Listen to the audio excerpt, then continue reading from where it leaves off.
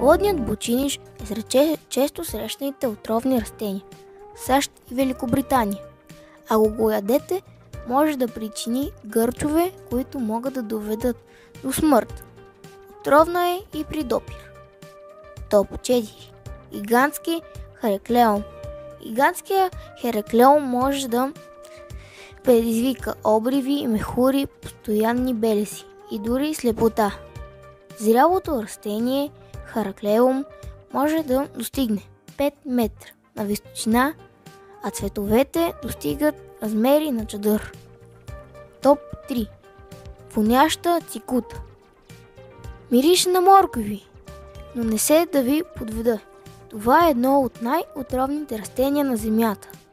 Трудно е да се различи от сродниците си. За всеки случай е най-добре да се не доближавате до него. Топ 2. Татул.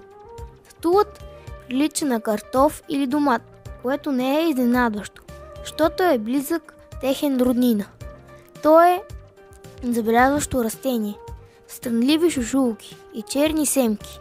Съдържа алкохолни, които привличат сърцебиене и делирация и в случай кома или смърт.